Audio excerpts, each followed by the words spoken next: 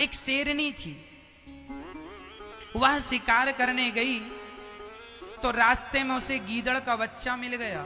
उसकी मां मर गई थी, नन्हा सा बच्चा आज ही जन्म लिया, नवजात बच्चे को शेरनी दया आ गई, शेरनी को दया आई और वह गीदड़ के बच्चे को ले आई और अपने पास रखकर गीदड़ के बच्चे को अपना दूध पिलाकर शेरनी ने पाल पोस कर बड़ा किया। उसका भी अपना एक शावक था, बेटा था, बच्चा था। क्या हुआ? दोनों बड़े हुए, दोनों की आयु लगभग बराबर थी। एक दिन हाथी ने अटैक कर दिया शेरनी के घर पर, उसके एरिया पर। तो शेरनी ने अपने बेटे शेर से कहा, जा जरा हाथी को यहां से भगा, हमारा घर उजाड़ देगा।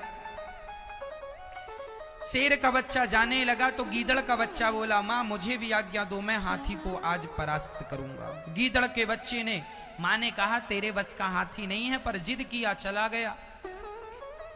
अच्छा, वो गीदड़ का बच्चा था पर शेरनी का दूध पिया था तो वो अपने आप को शेर समझने लगा था और वो भी शेर की तरह दहाड़ने की कोशिश किया और हाथी के सामने खड़ा हुआ। हाथी ने देखा गीदड़ की इतनी हिम्मत, दहाड़ रहा, उठाया, सूंड से घुमाया, धड़ाम से पटक दिया।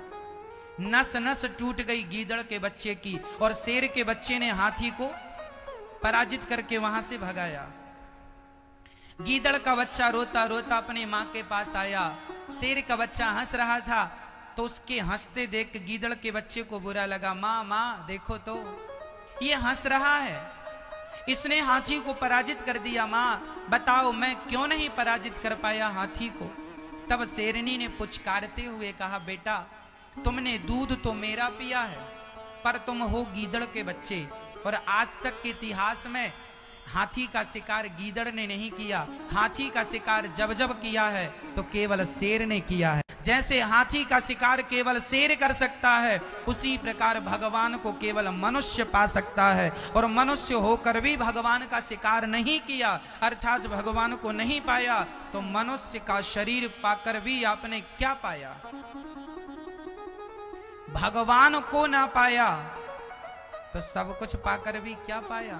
फिर भी आपकी झोली खाली के खाली रह गई। इसलिए कहा करता हूं मेरी मां, मनुष्य का शरीर पाने का अर्थ है ईश्वर को पाना।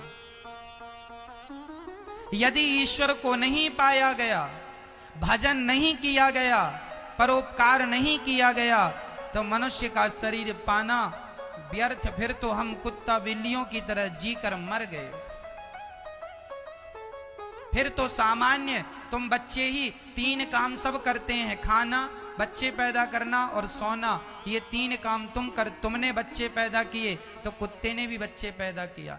तुम सोए तो सुअर भी सोया, तुम खाए तो बिल्ली और पशु और पक्षी भी खाए।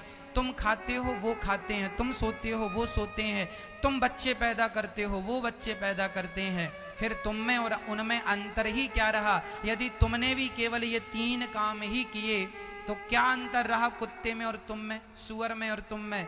अरे तुम में और उनमें यही अंतर है कि तुम वृंदावन धाम में बैठ के भगवान की कथा सुन सकते।